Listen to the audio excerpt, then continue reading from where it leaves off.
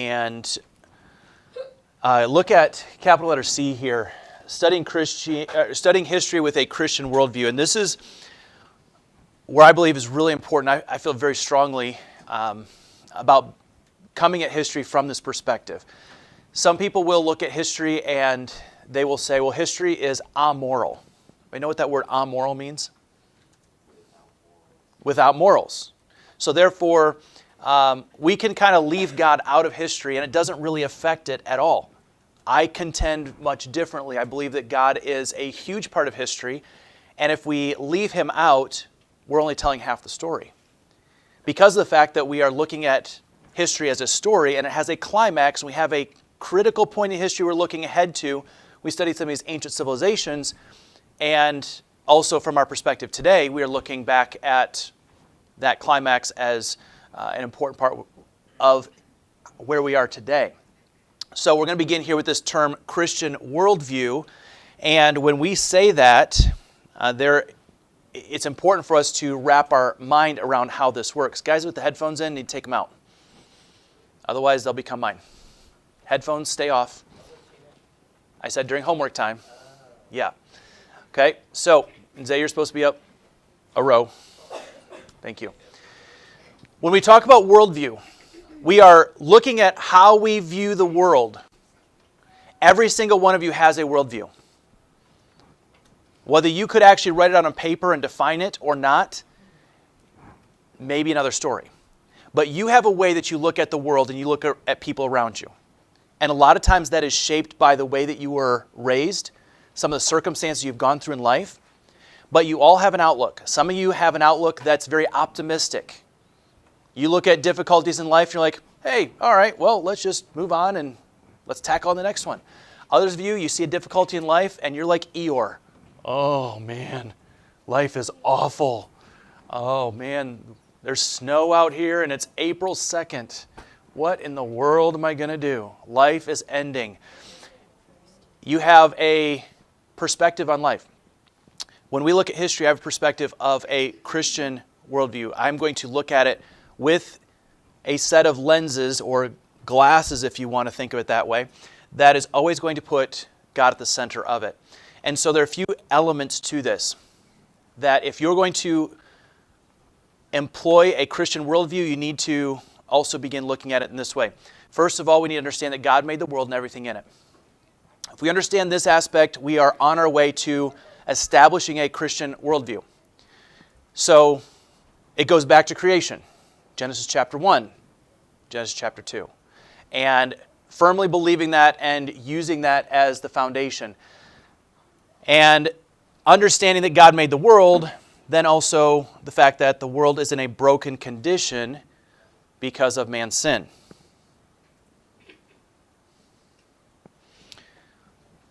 The world's in a broken condition because of man's sin. And then to follow up on that, God didn't just leave us in a broken condition with no hope, no plan to fix it. God gave us a plan. He desires for humans to have a relationship with Him, and He made that possible through the climax of history. Imagine how different our world would be, or how different your life would be if He didn't give us this third step here. If we just looked at the world as a broken, sinful place with no hope. That's how many people live in this world. They realize that the world is a bad place. They realize that people are evil, and they have no hope. And that is our job, to go out and spread the good news and to tell them that there is hope. Tell them that they have an opportunity for a relationship with God, that life is not just about how much we can get and then we die and we're done, that there is more to life than all of that. So, with that all in mind, divine providence then controls history. I will use this term quite frequently. So if you're not familiar with the idea of divine providence, let me give you a quick summary. Divine providence means that God controls everything, and He has a plan for everything. Divine is a term referencing God, or referencing a higher being. Obviously, I'm using it here to reference God Jehovah. And providence is providing a path or having an outlook, having a path for all of these things happening. So I believe that, yes, sir? Did you say everyone or everything? Everything. Yeah, so divine providence controls history. So I believe that God controls everything. Does that mean that I believe God was in control when the planes flew into the Twin Towers on 9/11? Yes, I do. Do I believe that God was in control when the shooter decided to go crazy in Las Vegas a few months ago? Yes, I do. Now, does that also mean that mankind has strayed away from God's plan? Yes, I think that's also part of what happens. And we'll talk about some of those things as we go along. So when we say divine providence, we say God's in control, but we should have an optimistic outlook. Because of the fact that we understand God's in control of everything, that means that man is not in control. And if we know that God is in control, then when bad stuff happens, we know that God's got a plan for that to happen, and He's going to make it right, or He's going to show His purpose in all of that. But this is a hard thing for us to grasp, especially when bad things happen to us. Because we want to ask the question, why? Why did that have to happen to me? Why did God let that happen? And we don't always know the answer. But we have to trust God, and we have to remember He's in control. He has a plan. And we need to look for ways that God's working.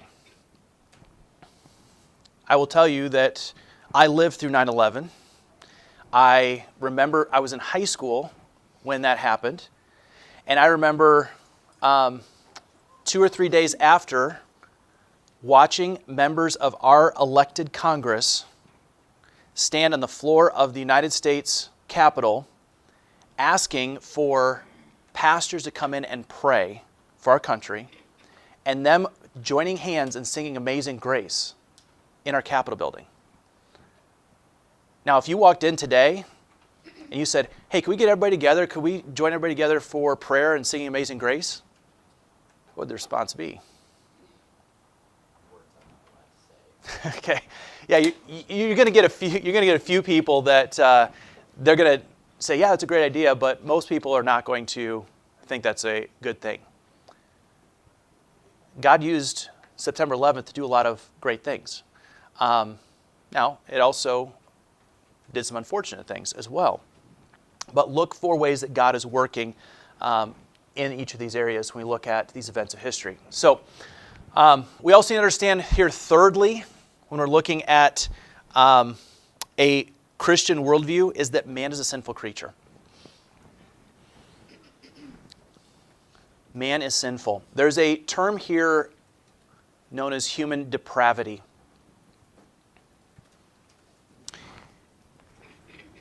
Human depravity says that all of mankind has been affected by sin. All of mankind has been affected by sin,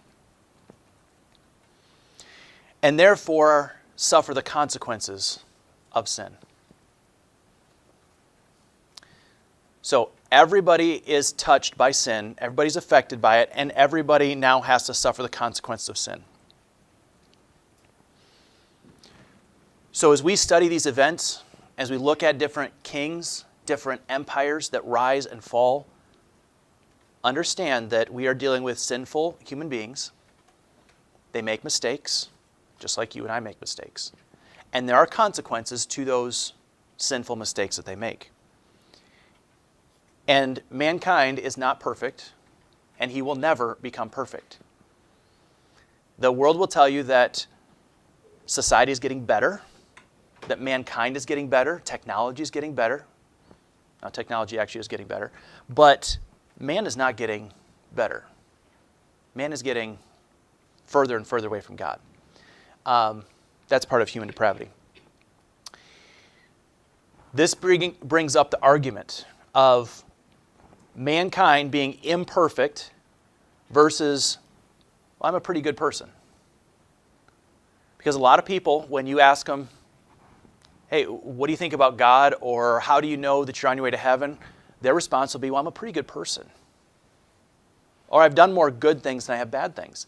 But they fail to understand that they are imperfect. And because we worship a holy God, and because God is a perfect and holy God that created the world, He expects perfection.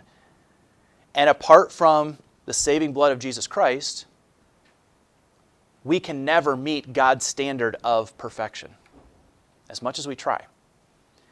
So the only way is by accepting the gift of salvation through Jesus Christ and what He did on the cross, that we can answer this question of imperfection versus basic goodness, is that we're never going to become as good as God needs us to be for us to be reconciled with Him. And I mentioned this already, but I don't know if I put it in the notes. The goal of history is Christ's redemption of mankind. The goal of history is Christ's redemption of mankind. It answers the question, why are we here? Which people all over the world are asking this question all the time. Well, why are we here? What's the meaning of life?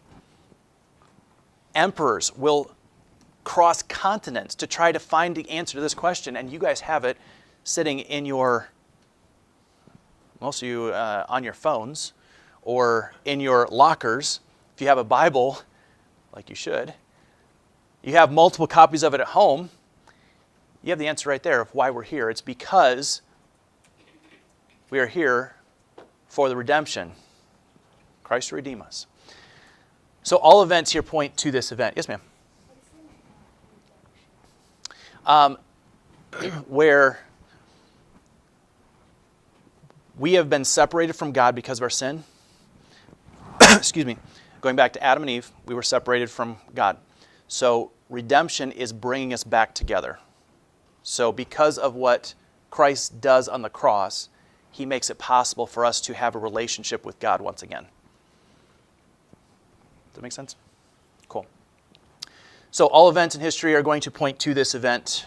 That's why we call the life, death, and resurrection of Christ the climax.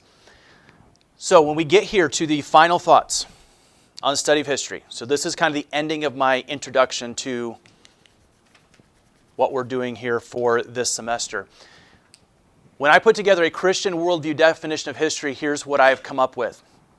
This is in your PowerPoint, so you don't need to retype it unless you did not download the PowerPoint. But I say it this way. It's a study of the record of past acts of God and man. So we're not just studying God, although we should be viewing God through all the things that man does. We're also studying man's events. Here's our timeline from creation up to the present, based on the best surviving evidence. So there's our primary and secondary sources. So that's what we're trying to do here. We're trying to study all the acts of God and man from creation to the present based on the best surviving evidence. And our goal here is to glorify God and to know Him better. If you can walk out of here at the end of this course and you can say, yeah, I understand more about how God worked in history because of this unit or because of what we talked about or discussed, then we've accomplished our goal. And that's where I want your mindset to be. How is God working in all of this? And how can I glorify God? Because I know for a lot of students, history is not their favorite subject. You may be one of them. And that's okay. But how are you going to glorify God with the way that you approach this class and approach what we study? Even when it's really, really old stuff that does not seem relative to you. And it does not seem important. And we're studying about ancient Egypt, and you have 0 Egyptian or African blood in your heritage. I think this is not important to me. But how do you glorify God with that? That's what we want to get to. Any comments, questions?